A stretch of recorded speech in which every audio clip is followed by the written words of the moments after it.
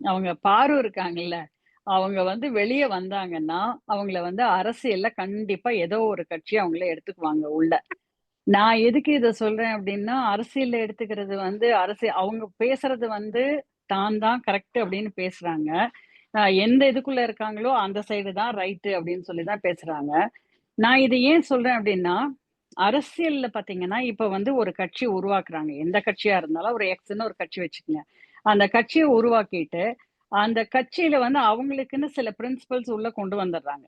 அது காலத்துக்கு காலம் மாறிக்கிட்டே தான் இருக்கும். வேற வழியே கிடையாது. அந்த பிரின்சிபல கொண்டு வந்துட்டு, ஆனா அந்த பிரின்சிபல்ல ஸ்ட்ராங்கா நின்னு எடுத்து சொல்லணும். அதுக்கப்புறம் நடுவுல ஏதாவது வந்து ஒரு தவறுகள் நடந்துட்டா கூட, நம்ம இத விட்டு கொடுக்காம, அதிலிருந்து தப்பிச்சுக்கிற மாரியும் வச்சுட்டு, அதுல ஸ்ட்ராங்கா பேசணும். ஒருவேளை பின்னால அவங்க கரெக்ட் பண்ணிக்குவாங்களா இருக்கும். எல்லா அரசியல் கட்சிகளுமே கெட்டதுன்னு கிடையாது.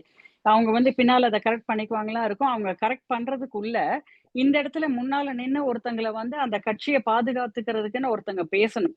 அதுக்கு ஒரு ஸ்ட்ராங் ஆளு தேவ. அதுக்கு வந்து இவங்க பார்வதி வந்து அவங்க வந்து ரொம்ப பெர்ஃபெக்ட்டா ஃபிட் ஆவாங்க சார். இல்லைங்களா?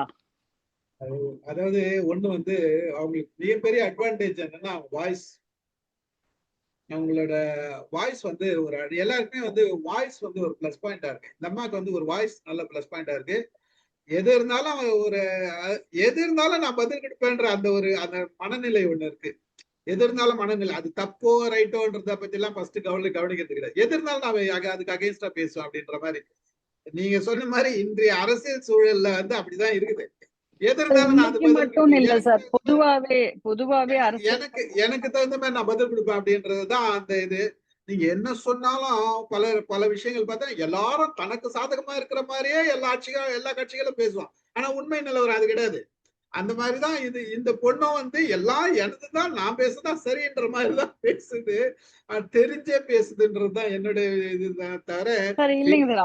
அவங்கள தற்காத்துக்கிறாங்க. அவங்கள வந்து எங்க கொண்டு போய் விட்டீங்கன்னாலும், அவங்க வந்து அதுக்காக அதுக்காக நான் நெனச்சேன். இவங்க வந்து அரசியல்ல விட்டோம்னாக்கா, கண்டிப்பா ஏதாவது ஒரு கட்சி வந்து வெயிட் பண்ணிட்டு இருப்பாங்க. வெளியில வாம்மா நீ, உன்னை எடுத்துக்கிறேன் அப்படின்னு.